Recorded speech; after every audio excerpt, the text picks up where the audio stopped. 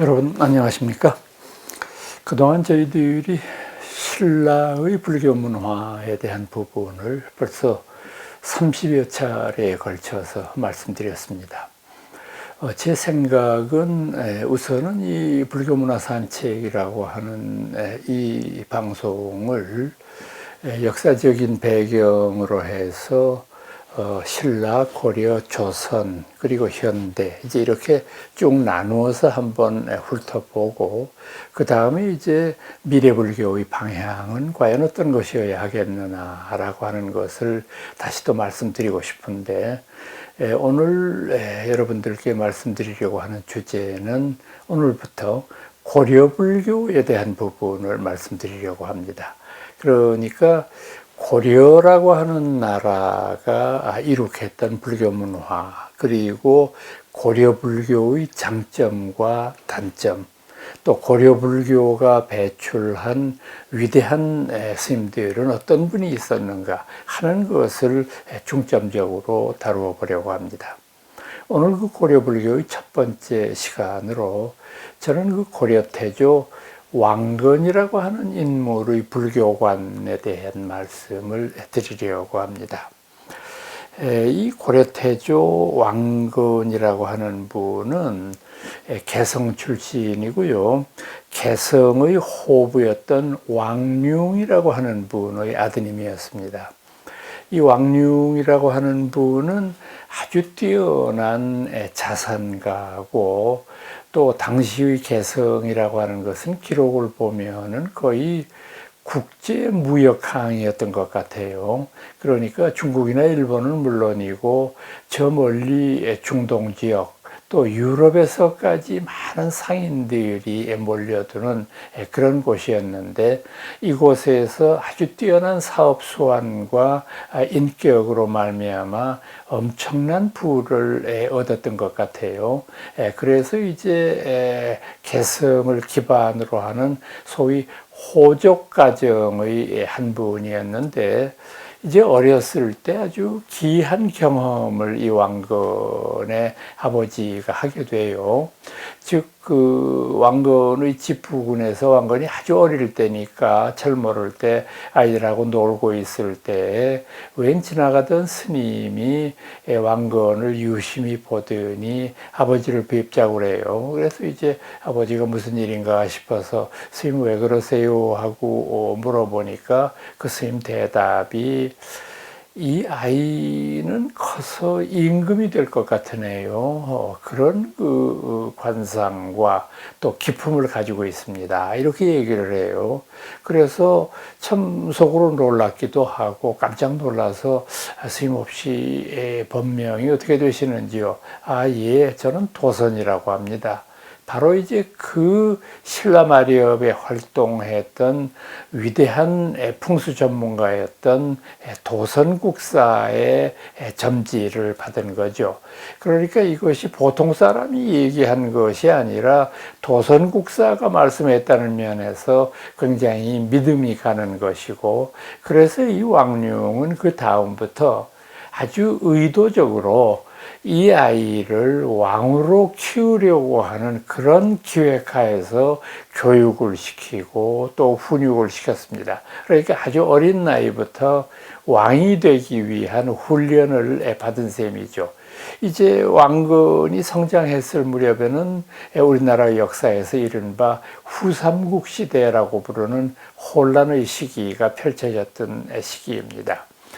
즉 백제의 고토에서는 후백제라고 하는 나라가 일어났고 그 후백제의 리더는 견훤이라고 하는 인물이었고 또 강원 지역과 북쪽 지역에는 태봉이라고 하는 나라가 생겼고 그 태봉이라고 하는 나라는 궁예라고 부르는 역시 매우 뛰어난 위인이 등장해서 아주 경주를 중심으로 하는 좁아진 신라 땅과 더불어서 후백제 그리고 태봉 이 세 나라가 각축을 벌리는 이런 양상이었거든요.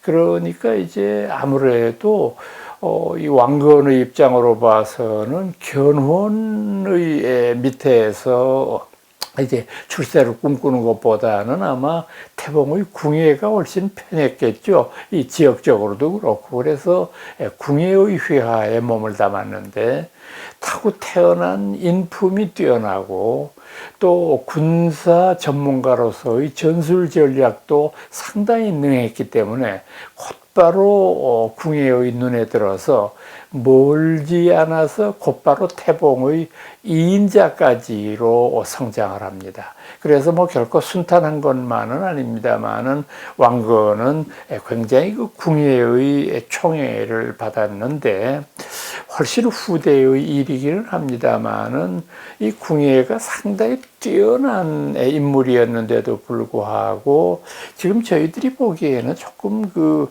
정신 분석, 과대망상과 또 남에 대한 의혹, 의심 이런 것들이 너무 깊어지는 일종의 그런 정신병 증세를 보임으로 말미암아 수하에 있는 많은 장수들과 신하들을 별다른 죄목도 없이 학살하기도 하고 또 백성들에게 폭정을 해서 처음에는 태봉의 궁예가 영토도 넓었고 또 굉장히 뛰어난 인물이었기 때문에 많은 사람들이 따랐습니다만은 사실은 끊임없는 그런 폭정으로 말미암아 많이 민심이 돌아서 있는 상황이었습니다.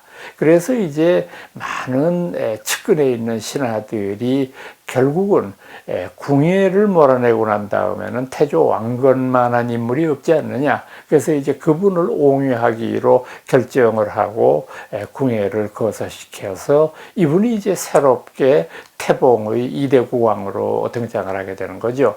그 이제 이분은 나라의 국호를 당신이 이제 그 태어난 고향이었던 개성 쪽에서 어렸을 때부터 품었던 그 꿈대로 고구려의 후신이라고 하는 이름을 따서 고려라고 하는 나라를 세우게 되는 것이죠.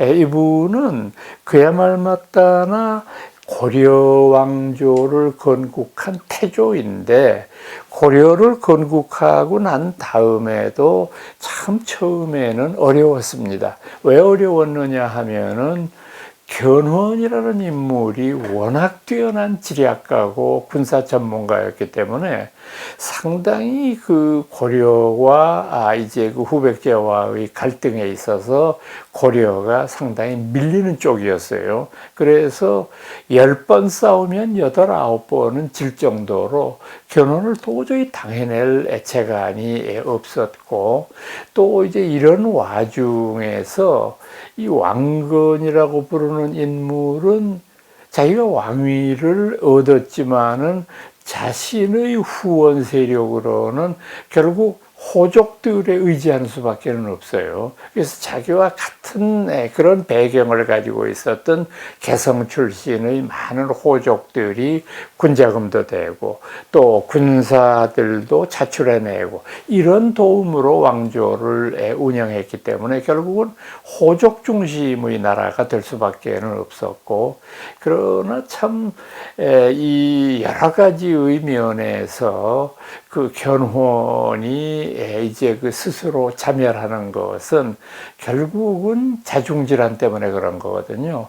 이분이 뭐 옛말에도 영웅호색이라는 말이 있지만은 참 그 여러 부인들 중에서도 막내 부인을 제일 사랑했고 또 그러다가 보니까 그 몸에서 태어난 막내 아들을 후대의 태자로 책봉하려고 하는 이런 움직임을 보이고 그러다가 보니까 사실 큰아들인 견훤의 아들 신검이라고 하는 인물은 아버지하고도 18살밖에 차이가 안 나거든요. 그러니까 아주 어렸을 때부터 말 그대로 아버지와 함께 전쟁터에서 생사의 고락을 함께 한 인물이거든요. 그런데 청천의 병력처럼 이제 6살 먹은 막내 아들에게 후사를 준다고 하는 것이 결정되니까 참 그 아들의 입장으로서는 견딜 수가 없었겠죠. 그래서 이제 어느 날 아버지 견훤이 이제 그 사냥을 하기 위해서 병사들과 함께 나가고 난 다음에 바로 이제 이 신금이 반란을 일으킵니다. 그래서 성을 점령하고 거기에서 아버지를 성문을 닫고 들어오지 못하게 합니다. 그러니 뭐 천하의 영웅이었던 견훤도 이제 수하의 사냥에 따라갔던 20-30명의 그 부하들 이외에는 다 신검에게 항복한 상황이니까, 그래서 이제 결국은 통한의 어떤 그 자신의 잘못을 뉘우쳤지만은 이제 아버지를 차마 그 아들이 죽일 수는 없으니까 그 아버지를 금산사에 유배를 시켰습니다. 그리고 난 다음에 이제 자기 수하들에게 지키도록 하였는데, 이제 어느 날 그 견훤이 얼마나 속이 상했겠어요. 자기의 아들이 자신을 배신하고 집권하고 그 아끼던 막내 아들과 첩을 죽여버리고 이제 이런 일이 벌어지니까 그 지키던 이 옥졸들에게 술을 퍼먹이고 난 다음에 피신을 했어요. 견훤이 피신을 하고 난 다음에 갈 데가 없잖아요. 피신을 했는데 경주에는 가지를 못합니다. 경주에는 그 유명한 포석정 사건, 경혜왕을 시해한 그런 장본인이 견훤인데 신라 땅에는 발을 붙이기가 어렵죠. 여러 번 그 앙숙으로 싸웠지만은 소문 들으니까 왕건은 온화한 사람이라고 하니까 왕건에게 사신을 보냈습니다. 제가 이런 곤경에 처해 있는데 날 좀 도와주시오. 그러니까 이 왕건이라고 하는 인물이 아주 정치적인 수건이 대단한 사람인가 봐요. 얼른 무슨 말씀이시냐고 저한테 오셔야지. 그리고는 견훤을 받아들이고 그 견훤이 여자를 좋아한다고 해서 자기 딸을 또 후궁으로 들여보냅니다. 이 견훤한테. 그리고 난 다음에 왕건이 거처하는 곳에 바로 뒤쪽의 궁궐에 머물게 하고 조석으로 장인한테 예배를 하고 인사를 드렸다고 그래요. 그러니까 참 사람들의 심정이, 마음이 참 희한하거든요. 마음이 이게 왕건은 참 위대한 인물이다. 저렇게 평생 원수로 지내던 적장까지도 저렇게 맞이하는 걸 보니까 이렇게 이제 소문이 나고, 그렇게 하다가 보니까 결국은 왕건이 천하를 통일하지 않습니까? 후백제의 견훤의 뒤를 이은 신검을 격퇴하고, 또 신라는 여러분들 아시는 대로 경순왕이 그냥 그대로 나라를 들어서 바치게 되니까 통일을 하게 되는. 그래서 이제 전체적으로 봤을 경우에 고려태조 왕건이라고 하는 인물은 상당히 인품이 온화하고, 그러니까 다시 말씀드리면 난세의 영웅으로서는 적합하지 않은 인물이었던 것 같아요. 그런데 이제 이런 사람이 어떻게 그렇게 성공할 수 있었을까? 여러 가지가 있지만은 그 일본 사람들이 이야기하는 어떤 대장들의 인품을 설명하는 것 가운데 아주 유명한 일화가 있죠. 그 일본의 그 열도를 칼 한 자루로 통일한 사람이 오다 노부나가라고 하는 사람이잖아요. 그 뒤를 이어서 우리나라를 침범했던 도요토미 히데요시가 집권을 하고, 또 도요토미가 이제 없어지고 난 다음에는 도쿠가와 이에야스가 천하를 통일하는 이런 이제 무신의 3대가 이어지게 되는데, 이 세 대장의 성격을 비유하는 은화입니다. 그래서 먼저 이제 어떤 현명한 사람이 물었다죠. 장군, 아주 아름다운 그 울음소리를 내는 새를 엄청난 거금을 주고 사왔는데 이 새가 울지를 않는다. 그럴 경우 당신은 어떻게 하겠습니까? 오다 노부나가는 한마디로 얘기합니다. 죽여버리겠다. 울지 않는 새는 가치가 없는데 그걸 내가 살려줘서 뭐하느냐. 다음에 임진왜란의 장본인이었던 풍신수길이한테 물어봤습니다. 당신은 어떻게 할 거냐? 수단 방법을 가리지 않고 울도록 만들겠다. 고문을 하건 굶기건 뭐 어떤 수를 써서라도 울지 않는 새를 울도록 하겠다. 마지막으로 이제 도쿠가와에게 묻습니다. 어떻게 하시겠소? 도쿠가와는 대답했습니다. 울 때까지 기다리겠다.